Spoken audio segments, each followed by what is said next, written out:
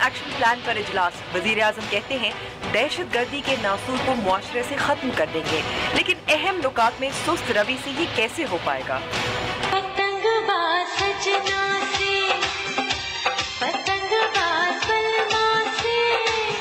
बसंत, क्या इस सकाफती त्यौहार की बहाली पर पंजाब हुकूमत संजीदा है?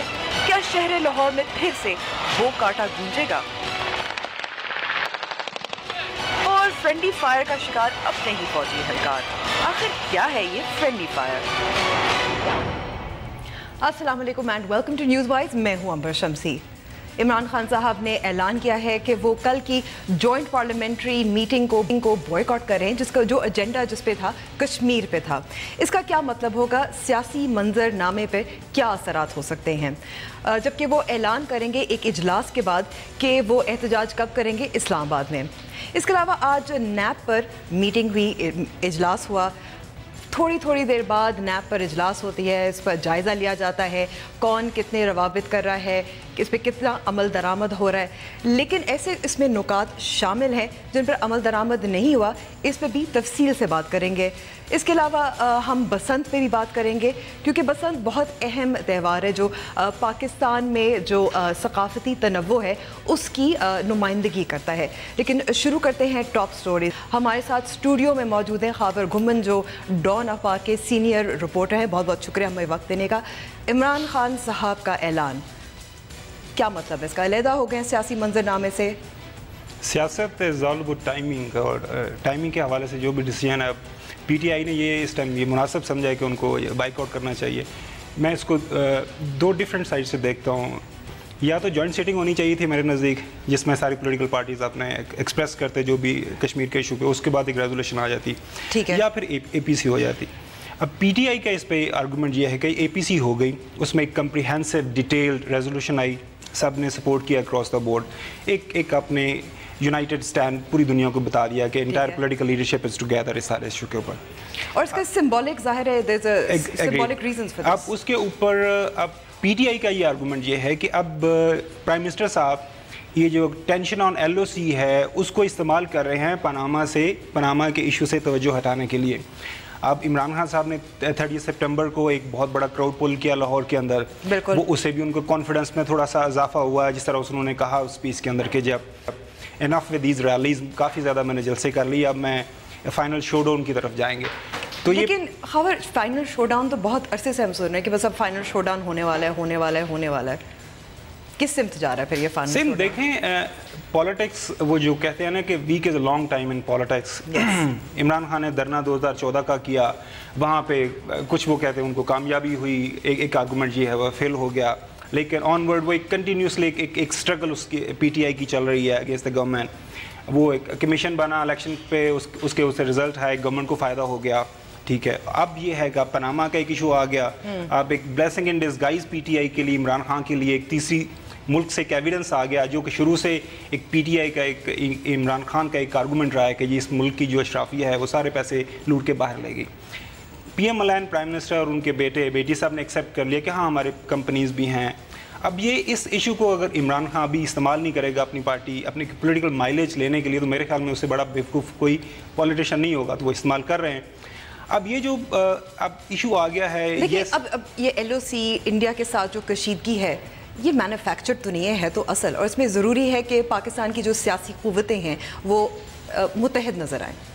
देखें, वो अगेन मैं वही कह रहा हूँ कि इस पर एक आर्गूमेंट ये है कि पीटीआई का आर्गूमेंट ये है कि एक एपीसी होगी है जिसमें अक्रॉस द बोर्ड सारी पॉलिटिकल पार्टीज़ ने खुल के अपना इजहार किया है, गवर्नमेंट को सपोर्ट किया है। अब पीटीआई का आर्गूमेंट ये है कि अब जॉइंट सेटिंग में जाके जो पार्लियामेंट में जहाँ के prime minister as leader of the house बैठेंगे, फ्रंट सीट पे बैठेंगे, तो उनकी सरकर्दगी में पूरी जब पार्लियामेंट एक बाजमात होकर बैठेगी तो वो उसे ये लगेगा कि हम हाथ बांध के उनके पीछे खड़े हैं। मैं पीटीआई के आर्गूमेंट की बात करूँ, यस, एक आर्गूमेंट ये है कि चूँकि ये कश्मीर का इशू है तो इस पर उनको जाना चाहिए, और इसको सारी एक एपीसी होगी तो जॉइंट सेटिंग में भी जाने से कोई बड़ा फ़र्क नहीं पड़ता, एक अच्छा मैसेज चला जाता है। लेकिन वही मैं बता रहा हूँ कि पार्टी है, पार्टी का एक अपना एक नुक्ता नज़र है, और मेरे ख्याल में एक उनका एक आर्गूमेंट उन्होंने आज काफ़ी कम्प्रीहेंसिव उस पर डिस्कशन विद इन पार्टी हुई है, और उसके बाद उन्होंने सारा डिसीजन लिया है। تو ایک اس کو میرے خیال میں ویلیو کرنا چاہیے ان کی پارٹی کو, ان کا ایک ڈیسیژن ہے, اور لیٹ سی یہ تو اب ان کا ووٹرس اس کا رسپونڈ کرے گا, ایک عام پبلک رسپونڈ کرے گی کہ کیا یہ اچھا ڈیسیژن ہے یا برا ڈیسیژن ہے. ایک طرف سے جو عمران خان صاحب کا جو آئیڈیالوجیکل سٹانس ہے یہ ظاہر ہے اس کی توثیق کرتا ہے, یہ جو ان کا فیصلہ ہے آج جو اعلان کیا ہے کہ وہ جوائنٹ پارلیمنٹری سٹنگ میں نہیں بیٹھیں گے, لیکن دوسری طرف پھر یہ بھی لگتا ہے کہ بات ذاتی ہے کہ وہ میاں نواز شریف سے, وزیر اعظم نواز شریف سے ملنا, ایک کمرے میں ان کے ساتھ بیٹھنا نہیں چاہتے. دیکھیں پالیٹکس کے اندر ذاتیات پھر آ جاتی ہیں. اب ہنری اور ٹرمپ کی ہم دیکھ رہے ہیں تو وہ اسٹیج پہ جا کے جس طرح کہ ایک دوسرے کے اوپر وہ ایکوزیشنز وہ لگا رہے ہوتے ہیں, تو اس میں ذاتیات ڈیفینیٹلی ہوتے ہیں, لیکن پالیٹکس ایک کھیلی جا رہی ہے. نہیں ہو رہا نا ابھی. نہیں, الیکشن آپ 2 سال سے کم عرصے کے اندر آپ جنرل الیکشنز کی طرف جا رہے ہیں, تو اور یہ ایک میرے نزدیک تو یہ ایک کمپین, ایک الیکشن کمپین چل رہی ہے. اور آپ کے خیال میں کہ یہ پاناما کے ایشو کے اوپر کل کو پرائم منسٹر ریزائن کر دے گا یا کہ ایسا کوئی فیصلہ آ جائے گا یہ پرائم منسٹر کو گھر جانا پڑے گا. P T I us issue کو زندہ رکھے ہوئے ہے پی ایم ایل این کی لیڈرشپ کو گندہ کرنے کے لیے. ان کی جو ریپوٹیشن ہے ایک کلین پولیٹیکل پارٹی, ایک کلین جو گورننس انہوں نے پرووائڈ کیا اس ملک کے اندر, وہ اس کی جو اس ریپوٹیشن کو سوائل کر رہے ہیں. اب یہ ان کو سوٹ کر رہا ہے, ان کو پولیٹیکلی سوٹ کر رہا ہے. اب جس طرح میں نے کہا نا, میرا اور آپ کا اندازہ ایک آرگومنٹ ڈفرینٹ ہو سکتا ہے, لیکن 30 سپٹمبر کو لاہور میں آپ نے دیکھا ایک بہت بڑا کراؤڈ آیا, ایک بہت فوکس ہے, توجہ بہت دی تھی پاکستان تحریک انصاف نے کہ کراؤڈ جمع ہو اور وہ شو آف پاور ہو. وہ ایک ساری پولیٹیکل پارٹیز کرتی ہے, اور وہاں پہ ایک کرپشن کے ایشو کو دیکھیں انہوں نے ایک زندہ تو رکھا ہوا ہے ملک کے اندر. اب آپ نے بھی سیاست دیکھی, ہم نے بھی سیاست دیکھی, کافی عرصے کے بعد کرپشن ایک بہت بڑا ایشو بنا ہوا ہے. ہر پولیٹیکل پارٹی, بلاول بھٹو زرداری بھی کل اے پی سی میں بیٹھ کے یہ بات کی کہ اگر ہم یہ وہ کرپشن کا جو ہمارا بل ہے اگر وہ ایکسیپٹ کر لیں تو اس سے ایک اور زیادہ جو ہے ملک کے اندر ایک آ جائے گی, تو لہٰذا اس بل کو ایکسیپٹ کریں. تو ایوری بڈی از ٹاکنگ. اب پی ٹی آئی کا یس ایک وہی نا, جہاں تک کشمیر کاز کی بات ہے اس میں ہم یس ایک آرگومنٹ پیش کیا جا سکتا ہے کہ جی جوائنٹ سیٹنگ میں چلے جاتے تو کہ اتنا کوئی بڑی بات نہیں تھی, لیکن وہ سوچ رہے ہیں, پی ٹی آئی سوچ رہی ہے کہ چونکہ اب پاناما ایشو پہ پرائم منسٹر اور اس کی فیملی کے پاس اب بچنے کا کوئی رستہ نہیں ہے, تو وہ اس کشمیر ایشو کو استعمال کر کے ابھی پاناما ایشو کو سائڈ لائن کر رہے ہیں, تو لہٰذا اس کو سائڈ لائن. مزید بات کرتے رہیں گے خاور, لیکن اب ہم نے بریک پہ جانا ہے.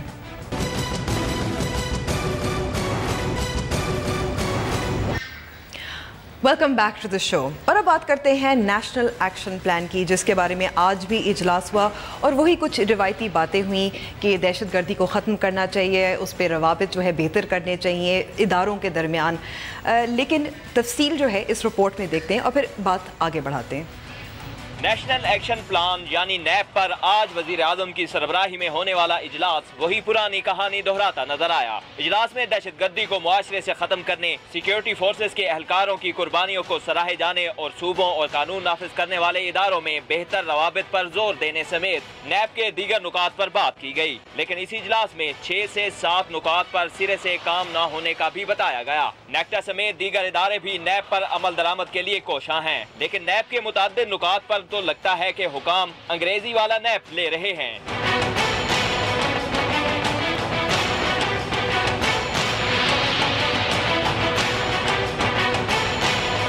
نیشنل ایکشن پلان کے اہم نکات میں دہشت گردوں کی مالی معاونت کی روک تھام, فاٹا اصلاحات, قومی اور عوامی سطح پر دہشت گردی کے خلاف نوجوان نسل میں ایک فضا قائم کرنا, کالعدم جماعتوں کی نام تبدیل کر کے سرگرمیوں کو روکنا, غیر رجسٹرڈ مدارس کی نشاندہی اور رجسٹریشن, نفرت انگیز مواد کی تشہیر کی روک تھام اور اداروں کے درمیان انٹیلیجنس کے نظام کو بہتر بنانا ہے. حکومت کی جانب سے آج جاری کیے گئے اعلامیہ میں یہ نہیں بتایا گیا کہ کن 6 سے 7 نکات پر عمل نہیں ہو سکا اور کیوں نہیں ہو سکا. کیا نیب پر عمل درآمد حکومت کے لیے ایک بڑا چیلنج ہے؟ اس سوال کا جواب شاید ہمیں ناگوار گزرے, لیکن اگر حکومت سنجیدہ ہے تو کرمنل جسٹس سسٹم ہو یا فاٹا اصلاحات, نفرت انگیز بیانات کی روک تھام ہو یا مدارس کی رجسٹریشن کے حوالے سے سفارشات, ان پر عمل درآمد سست روی اور انتشار کا شکار کیوں ہے؟ نیشنل ایکشن پلان کے ایسے 6 سے 7 نکات ہیں جن پر کام نہیں ہوا. یہ کون سے نکات ہیں؟ اعلامیہ میں بتایا نہیں گیا, لیکن بہت سارے ایسے پوائنٹس ہیں جن پر واقعی کام نہیں ہوا, اور اس پہ تفصیل سے بات کرنے کے لیے ہمارے ساتھ موجود ہیں تجزیہ کار اور سیکیورٹی ایکسپرٹ امتیاز عالم صاحب. بہت بہت شکریہ ہمیں وقت دینے کا. کالعدم تنظیمیں کافی ساری ہیں جو لسٹ پہ آئیں. جب نیشنل ایکشن پلان تیار ہوا اس کے بعد ایک تنظیم ہے جس کو پرسکرائب لسٹ پہ ڈالا گیا, وہ داعش. اس پہ کوئی کیوں نہیں کام ہوا؟ کیونکہ حال ہی میں جب کوئٹہ پہ بھی حملہ ہوا تھا اس پہ پھر بات ہوئی تھی کلا دم تنظیموں کے بارے میں. دیکھیے پاکستان پہ جو دنیا بھر کے اعتراضات ہیں، چاہے وہ بھارت ہے، چاہے امریکہ ہے، چاہے افغانستان ہے، وہ داعش کی موجودگی پہ اعتراض نہیں ہے. وہ تنظیمیں ہیں جن پہ 12 جنوری 2002 کو پابندی لگائی گئی تھی. اس میں لشکر طیبہ بھی تھی، اس میں جیش محمد بھی تھی، اس میں اور بہت ساری جماعتیں تھیں، اس وقت مجھے نام یاد نہیں ہے، البدر مجاہدین بھی تھے اس میں. اب ان جماعتوں نے نام بدل لیے. اب نام بدل کے وہ مدارس بھی چلاتے ہیں، کھالیں بھی اکٹھے کرتے ہیں، چندے بھی ادھر اسلام آباد میں. اور اسلام آباد میں غیر قانونی مساجد بھی ہیں، ان کے مدارس بھی ہیں، یعنی پبلک پراپرٹی پہ، سرکاری زمینوں پہ، جنگل جو گرین ایریا ہے وہاں پہ مدرسے بنے ہوئے ہیں، مسجدیں بنی ہوئی ہیں. تو ہم تو جب نیشنل ایکشن پلان پہ عمل درآمد کی بات کرتے ہیں تو چیچوں کی ملیا، جھنڈا چیچی اور پتہ نہیں کیا، وہ تو بہت دور کی بات ہے، منڈی باؤدین وغیرہ. اسلام آباد، ہم تو اسلام آباد کی بات کرتے ہیں. اور امتیاز گل صاحب، میں نے آپ کا نام غلط ٹھیک ہے، اوکے، بس جو جانتے ہیں وہ ان کو پتہ ہے کہ جیسے نام بدل کے تنظیمیں آتی ہیں، لیکن میں نے نام نہیں بدلا. آپ نے نام نہیں بدلا، معذرت. کراچی میں بھی ایسی تنظیمیں ہیں جو آپریٹ کر رہی ہیں، فریلی آپریٹ کر رہی ہیں، کھلے عام وہ پھرتے بھی ہیں، بلکہ انتخابات میں بھی حصہ لیتے ہیں.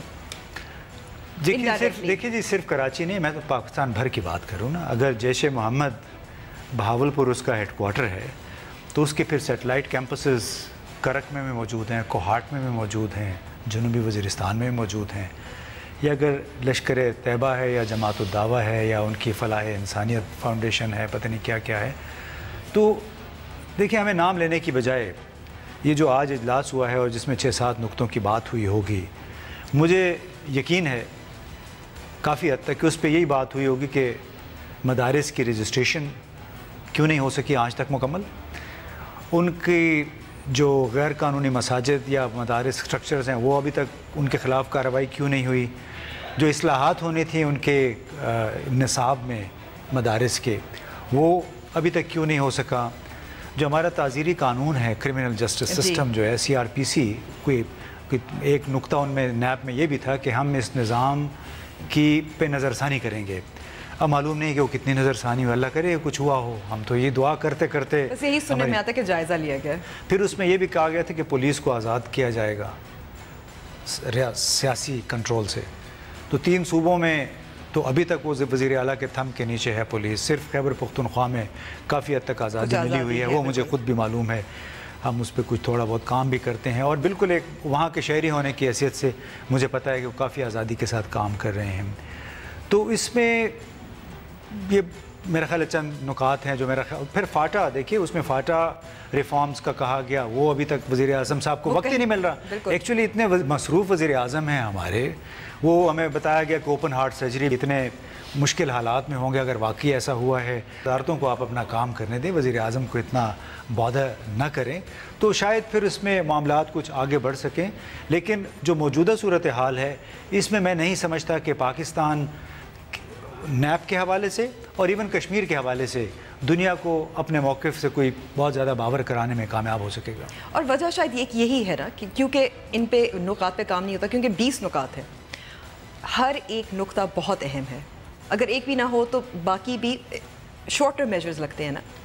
دیکھیے، اس میں آپ جو ان کے نزدیک شاید ایک غیر اہم نقطہ یہ تھا کہ جی ہم فیصلہ کر لیں کہ افغان مہاجرین کو بس نکالیں یہاں سے، یہ بھی اس میں شامل ہے 20 نکات میں سے. اب جس بھونڈے انداز سے ہم نے اعلانات کیے کہ ان کو اب دسمبر کے بعد ہم نے نہیں چھوڑنا، اس کی وجہ سے پولیس کو، انٹیلیجنس کو آپ نے ایک بلینک چیک دے دیا، ایک لائسنس ٹو کل دے دیا. اس کی وجہ سے اتنی منفی کہانیوں نے جنم لیا ہے. وہ لوگ، وہ بچے جو کہ پاکستان میں پیدا ہوئے تھے، پشاور میں، اسلام آباد میں، جنہوں نے افغانستان دیکھا ہی نہیں ہے، ان کو بھی مجبوراً اب جانا پڑا ہے.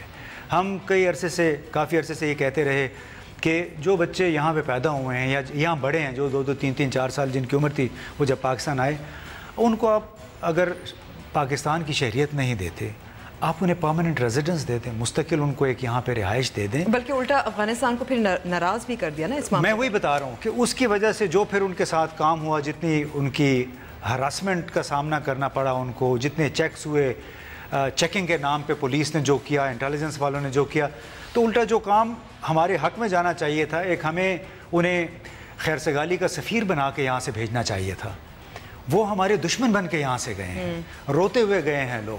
تو جس حکومت, اتنی بڑی حکومت ہے, اس کی عقل میں اتنی سی بات اگر نہ آتی ہو کہ اگر آپ نے اس انداز میں یہ کام کیا وقت سے پہلے, اگر آپ نے جب تک آپ تیاری نہیں کرتے اس قسم کے اقدامات ہیں, انسان ہیں اس میں انوالو, بچے ہیں, عورتیں ہیں جن کی یہاں شادیاں ہوئی ہیں, جو یہاں پہ پڑھ رہے ہیں, آپ نے ان سب کو اپنا دشمن بنا دیا. خابر, آپ ہی کیونکہ نیپ کے عمل درآمد پر پیش رفت فالو کرتے رہے ہیں, ٹیرر فنڈنگ جو ہے یہ بہت اہم ہے, لیکن اس پہ بھی کچھ کام ہوتے ہوئے نظر نہیں آیا. یہ نیب جب سے اس کی امپلیمنٹیشن شروع ہوئی ہے, یہ اتنا اس میں کمپلیکس قسم کا سارا پروسیس اس میں انوالو ہے. مجھے یاد ہے کہ جب یہ نیب بنا تو اس کے بعد 15 کے قریب کمیٹیز فارم ہوئیں, جس میں ہر کمیٹی میں انٹیریئر منسٹر ہمارے اس کا حصہ تھے, اس کے بعد آرمی کی طرف سے, انٹیلیجنس ایجنسی کی طرف سے سارے لوگ تھے. وہ اب ٹیرر فنڈنگ کی بات ہو, مدرسہ ریفارمز کی بات ہو, یا دوسری طرف آ جائیں جس طرح کا بینڈ آؤٹ فٹس ہیں, اب اس میں جس سب سے بڑی چیز جو لیگ کر رہی ہے, کسی بھی جگہ پہ کوئی کوارڈینیشن نہیں ہے. جس طرح ابھی امتیاز صاحب نے بتایا کہ انفارچونیٹلی یہ جو کرنٹ گورنمنٹ ہے, یہ جو اتھارٹی ڈیوالو کرنے کا کوئی رواج نہیں ہے. جس طرح پنجاب میں سال سے زیادہ لوکل گورنمنٹ الیکشن ہو چکے ہیں, ابھی تک وہاں پہ لوکل گورنمنٹ کا کوئی سلسلہ ہی نہیں. جیسے مدارس کی بات کی جائے جو بند ہوئے ہیں, سب سے زیادہ سندھ میں ہوئے ہیں, پنجاب میں, اس میں اب یہ ہے کہ اب سارے کا سارا اپنے پاس ہے, کوئی بھی مطلب یہ نی جرک ریئیکشن کرتے ہیں. فلڈ ہو گیا تو سینٹرلائز بھی ہو گیا, بہت جمہوریت پسند ہے خاور, اسی لیے تو سارے نے جمہوریت اپنے ہاتھ میں رکھی ہوئی ہے. اب یہ ہے کہ اگر آپ کو ایک پروجیکٹ دے, اسائنمنٹ دے دیا جائے, کوئی ٹائم لائن دے دی جائے کہ اس کے کرنا ہے, وہ ایسا کوئی طریقہ کار ہے, کیونکہ ہر جگہ خود بیٹھے ہوئے ہیں, ہر جگہ سے مانیٹر کر رہے ہیں. اوپر سے پھر آرمی کے ساتھ آپ کا سول ملٹری ٹینشن, آپ کو پتا ہے ڈفرینٹ ایشوز پہ اوپر آپ کا وہ آ جاتا ہے. تو انٹل انلیس وہ جو ایک جو کوہین ہونا چاہیے between civil military institution, federal اور پروونشل گورنمنٹ, وہ بھی نہیں ہے, کسی طرح سے نظر نہیں آ رہی. امتیاز صاحب, نیکٹا بہت اہم ادارہ ہونا چاہیے تھا جس کو فنڈنگ بھی نہیں ہے. ٹائم تھوڑا ہے, اگر مختصراً بتا سکتے ہیں فنڈنگ کہاں ہے اس کی؟ یہ مجھے نہیں معلوم, اتنا پتہ ہے کہ نیکٹا والے جو کام بھی کرتے ہیں بیرونی فنڈنگ سے کرتے ہیں. کافی سارا کام, ایک بہت بڑی کانفرنس بھی انہوں نے بیرونی فنڈنگ سے کی. اب اس سے بڑا تازیانہ کسی ملک کے لیے نہیں ہو سکتا کہ آپ ایک مسئلے کو کہتے ہیں کہ ہمارے لیے ہماری بقا کا مسئلہ ہے, یعنی دہشت گردی سے نمٹنے کے لیے, اسٹریٹجی بنانے کے لیے آپ نے ایک ادارہ بنایا, اور وہ اس ادارے کے پاس اب ایک کنسلٹیشن کرنے کے لیے پیسے نہیں ہیں.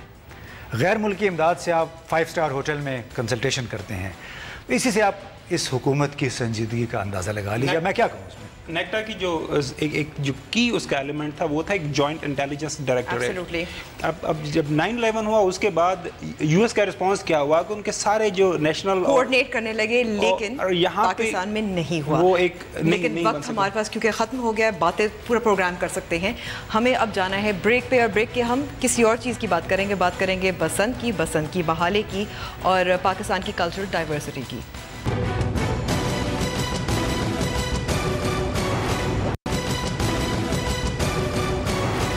ویلکم بیک ٹو دا شو. پنجاب حکومت کی جانب سے بسنت کے تہوار کو منانے کے حوالے سے ایک کمیٹی تشکیل دی گئی ہے جو بسنت کی ممکنہ بحالی پر تجاویز مرتب کر رہی ہے. اس حوالے سے جانتے ہیں مزید تفصیل ڈان نیوز کے نمائندے شراز حسنات کی اس رپورٹ میں.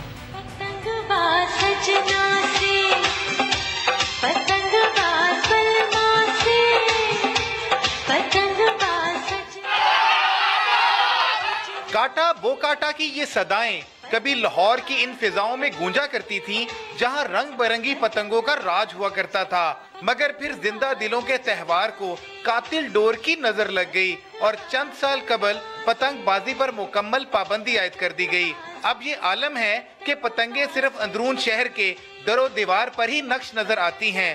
بسنت پر پابندی سے نہ صرف پتنگ باز متاثر ہوئے بلکہ شہر میں سیاحتی اور کاروباری سرگرمیاں بھی ماند پڑنے لگیں. جلے سال بسنت کا تہوار آتا سی, اپنی چھتاں 10-15 دن پہلے بک ہو جاندیاں سی, اور جڑا کھانا شانے کا بھی اہتمام ہوتا سی, اور روزگار لوگوں کا لگا ہوا سی. جب سے یہ تہوار بند ہوا ہے کافی لوگ جو ہے نا وہ بے روزگار ہو گئے ہیں, اور یہ جو ایک چھوٹا سا لوگ خوشی ڈھونڈتے ہیں, جتنی یہ اس وقت ریل پہل ہو رہی ہے یا لوگوں کو ٹینشنیں ہیں، لوگ چھوٹی چھوٹی خوشیاں، چھوٹے چھوٹے جو تھے تہوار ان کو مناتے تھے۔ پنجاب حکومت نے حال ہی میں بسنت کی بحالی کے سلسلے میں D G walled city authority Kamran Lashari اور سماجی شخصیت یوسف صلاح الدین سمیت 8 افراد پر مشتمل ایک کمیٹی تشکیل دی ہے، جس نے قاتل ڈور پر پابندی اور موٹر سائیکل پر سیفٹی اینٹینا کو لازمی قرار دینے سمیت متعدد سفارشات مرتب کی ہیں۔ کمیٹی کی تجاویز کے بعد لاہوریوں کو امید ہو چلی ہے کہ اب کی بار وہ پھر بسنت منا سکیں گے۔ جی یہ بسنت کا تہوار ہے، جو ہمارا جو بند کیا ہوا ہماری ثقافت ہے، اسے دوبارہ بحال ہونا چاہیے۔ باہروں یورپ تو لوگ آ کے بسنت مناتے ہیں، جو کیسی ساڈے لاہور شہر ہی بسنت منائی جاتی۔ بسنت نال دا تہوار کوئی بھی نہیں رہا سی، بہت اچھا تہوار سی۔ تے کھولنا چاہیے حکومت نو، کھولنا چاہیے حکومت اگر کھول رہی ہے تو بہت اچھا کر رہی ہے۔ ساڈے لاہور دی اور پنجاب دی ایک بڑی اچھی پہچان ہے، تو لا ہوا انجوائے کرتے ہیں بچے، ہر بڑے۔ پنجاب حکومت کے مطابق حتمی سفارشات کا جائزہ لے کر ہی بسنت اور پتنگ بازی پر پابندی کے حوالے سے کوئی فیصلہ کیا جائے گا۔ ساتھی رپورٹر نعمان لیاقت اور کیمرامین طارق محمود کے ساتھ شراز حسنات، ڈان نیوز، لاہور۔ بسنت کی بحالی پر تو فیصلے کے منتظر ہیں، لیکن کیا تجاویز پیش کی گئی ہیں، کتنی پیش رفت ہوئی ہے؟ بات کرنے کے لاہور سے ہمارے ساتھ موجود ہیں یوسف صلاح الدین، جو اس کمیٹی کے رکن بھی ہیں اور کلچرل امبیسڈر بھی ہے۔ بہت بہت شکریہ وقت دینے کا یوسف صاحب۔ تجاویز کیا پیش کی گئی ہیں، کتنی پیش رفت ہوئی اس کمیٹی میں؟ دیکھیں، اس میں یہ ہوا ہے کہ the committee has met a few times, اور ہم نے کیونکہ جو چیف منسٹر صاحب تھے ان کی صرف ایک ہی ان کی ڈیمانڈ تھی، اور وہ یہ تھی کہ I want a safe Basant. If you can, ٹھیک ہے، اگر آپ لوگ ایک سیف بسنت کر سکتے ہیں، یا مجھے نظر آیا کہ آپ اس کو you can make it safe, تو آئی ہیو نو آبجیکشنز، مجھے کوئی اس کائٹ فلائنگ پہ کوئی اعتراض نہیں ہے۔ اور obviously he is also an old Lahori and celebrating Basant جس طرح باقی لاہور، اور سب کو جو بھی لاہور میں رہے ہوئے ان کو افسوس ہی ہوتا ہے کہ بسنت ختم ہو گئی ہے۔ تو اس میں دیکھیں، اب ایک چیز تو ہم نے یہ ڈٹرمن کی اس میں کہ جو ڈیتھس ہوئی ہیں انفارچونیٹلی وہ تمام کی تمام ہوئی ہیں آن موٹر بائک، اور جی سو اس میں دوسری بات یہ ہے کہ to go into the modalities کہ کیا ہوا اور کس طرح یہ ڈور بنی، لیکن ایبسلوٹلی آئی ایگری کہ کسی کی بھی جان جو ہے وہ ضائع نہیں جانی چاہیے۔ تو جو ہم نے ابھی چیزیں پرپوز مختلف قسم کی جو ہم سوچ رہے ہیں، جو ہم سی ایم صاحب کو پیش کریں گے، اس میں ایک تو یہ ہے کہ موٹر سائیکل پہ جو وہ بین ہوگا unless and until کہ اس کا وہ ایریل نہیں ہوگا، وہ جو ایک you just need لائک ایک جو ہوتی ہے ایک راڈ ہوتا ہے بالکل باریک پتلا، وہ اس کو آپ موٹر سائیکل پہ لگا لیں تو اس پہ آپ کا 100% you are free of that. And otherwise کہ جو لوگ موٹر سائیکل یا کو نکالیں وداؤٹ دیٹ ایریل، اس پہ بین ہوگا اور دیٹ ول بی پنشبل۔ ٹھیک ہے جی، so laws will be change. دوسری طرف ڈور کا بھی معاملہ بھی ہے جی، دوسرا معاملہ ڈور کا بھی تو ہے۔ ڈور کا معاملہ یہ ہوگا کہ ہم اس چیز پہ غور کر رہے ہیں کہ حکومت ہے جو ہے وہی ڈور دے، وہی گڈیاں دے، اور وہ تمام جتنے دکاندار جنہوں نے گڈیاں اور ڈور بیچنی ہے وہ حکومت سے خریدیں، اور کسی اور کو ڈور بنانے کی اجازت نہیں ہوگی۔ یہ ایک یہ پراپوزیشن ہے۔ تیسری یہ ہے کہ اس کو ہم for the first few years اس کو ہم لمٹ کریں۔ آپ کو شاید یہ علم ہوگا کہ یہ جو بسنت ہے یہ بیسکلی اندرون شہر کا ہی تہوار تھا۔ It was around in the and people living in other parts of Lahore وہ شاید اس کو اس سے اتنا آشنا بھی نہیں تھے۔ یہ تو آہستہ آہستہ جب بسنت کو پاپولرائز کیا گیا تو it happened۔ تو یہ بھی ہو سکتا ہے کہ اس کو ہم لمٹ کریں اور اس کو ہم کوشش کریں کہ اولڈ سٹی کے اندر ہی رہے۔ اس کی ایک سب سے بڑی وجہ یہ ہے کہ اولڈ سٹی، یہ جو ڈور جب آپ کے جو موٹر سائیکلسٹ کو لگتی ہے وہ تب لگتی ہے کہ جب جو کائٹ فلائر ہے جب وہ اپنی کٹی ہوئی ڈور جو ہے اس کو وہ کھینچ رہا ہوتا ہے اور موٹر سائیکل والا جا رہا ہوتا ہے تو اس کی گردن میں اگر خدا نہ خواستہ اڑ جائے تو اس کو کاٹ دیتی ہے۔ تو وہاں یہ اولڈ سٹی کے اندر کیونکہ چھوٹی چھوٹی گلیاں ہیں تو ڈور زمین تک جاتی ہی نہیں، تنگ گلیاں ہیں، چھوٹے سڑکیں ہیں، تو جو ڈور ہے it does not even fall on the ground. The only thing is the circular road around. یوسف صاحب جی سوری میں آپ کو بات کاٹ رہی ہوں، لیکن ایک سوال تھا یہاں کہ جو انڈیا سے سمگل ہو کر آتی ہے ڈور، اس پہ کیسے قابو پایا جائے گا؟ انڈیا سے سمگل ہو کے کوئی ڈور جو ہے وہ ہم اس کو نہیں بکنے دیں گے، یا آئی ڈونٹ نو، مجھے اس کا علم نہیں ہے کہ انڈیا سے ڈور سمگل ہو کے آتی ہے. اور اگر انڈیا سے ڈور سمگل ہو کے آتی ہوگی تو وہاں وہ specified he I am sure ہوگی جو ڈور ہوگی. یہ تو ایشو جو ہے یہ وہاں کی ڈور کا نہیں ہے، یہ ہمارے اپنے ہی لوگ ہیں جنہوں نے یہاں یہ کریٹ کیا ہوا ہے. So it's not something that is جس عرصے میں یہ پابندی لگی ہے کتنا نقصان ہوا ہے؟ کیونکہ یہ ایک کاٹیج انڈسٹری تھی لاہور کی. دیکھیے بی بی، ہماری تو یہ ایک تمنا تھی اور یہ کوشش تھی کہ اس کو سب کانٹیننٹ کا بلکہ ایشیا کا سب سے بڑا فیسٹیول اس کو ہم بنائیں، کیونکہ یہ اتنا بڑا فیسٹیول بن سکتا ہے. اس کی وجہ یہ ہے کہ جس نے کسی نے بسنت نہیں دیکھی، یہ ایک بڑی یونیک چیز ہے کہ 2 دن کے لیے تمام شہر جو ہے اپنی چھتوں پہ موجود ہوتا ہے. یعنی life goes up on the roofs and with thousands and hundreds and thousands of people are doing that. So that is an amazing atmosphere. تو یہ، اور دوسری بات یہ ہے کہ یہ ایک لاہوریوں کے اندر ایک ان کی ٹینڈنسی ہے کہ بسنت کے دنوں میں even the most hard line جو اس کے خلاف بھی ہوتے ہیں وہ بھی they let their hair down for a couple of days اور وہ بھی کائٹ فلائنگ کر لیتے ہیں.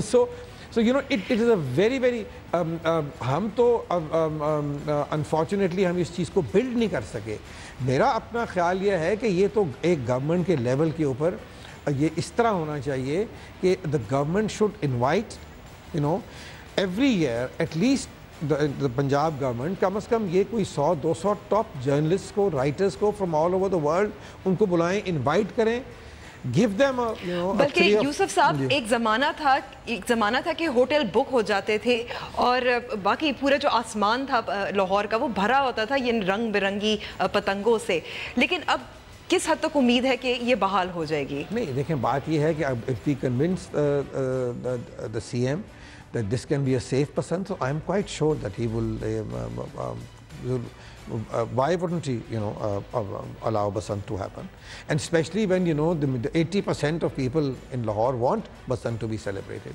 And then secondly it is a great aap ko pata hai kitni economic activity hoti thi, almost $1.5 billion the last Basant after which it was stopped, 1.8 billion rupees کی circulation ہوئی تھی generated. دیکھیں، اور یہ سارا پیسہ جو ہے it goes down to the lowest of the lowest طبقہ، آپ کا جو آپ کے چوڑیاں بیچنے والے ہیں، جو آپ کے گھروں میں عورتیں بیٹھی ہوئی گڈیاں بنا رہی ہیں، جو آپ کے لوگ دوسرے لوگ جو امپلائڈ اس میں کھانے میں، کوئی ٹینٹوں میں لوگوں کی چھتیں بک رہی ہیں. تو فائدہ ہر کسی کو ہے، لیکن ہمیں اب بالکل یوسف صلاح الدین صاحب بہت بہت شکریہ ہمیں وقت دینے کا. اب ہمیں بریک پہ جانا ہے اور بریک کے بعد ہم بات کریں گے فرینڈلی فائر کی، کتنی فرینڈلی ہوتی ہے.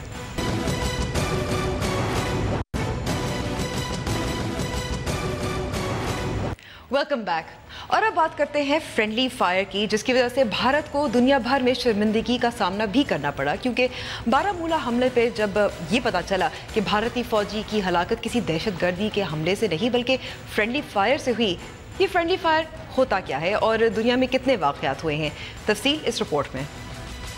فرینڈلی فائر نام سے تو لگتا ہے کہ شاید یہ دوستانہ ماحول میں ہونے والا کوئی عمل ہے، لیکن جب کوئی فوج اپنے ہی کسی ساتھی کو دشمن سمجھ کر غلطی سے اس پر حملہ کر دے تو اسے فرینڈلی فائر کا نام دیا جاتا ہے.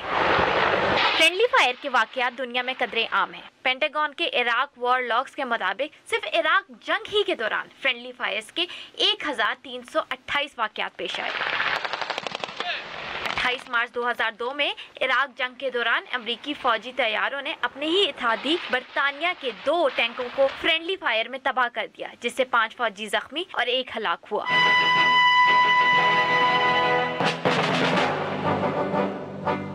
دوسری جنگ عظیم میں آپریشن کوبرا کے دوران اتحادیوں نے اپنے ہی فوجیوں کو نشانہ بنا ڈالا، جس سے 136 اتحادی مارے گئے.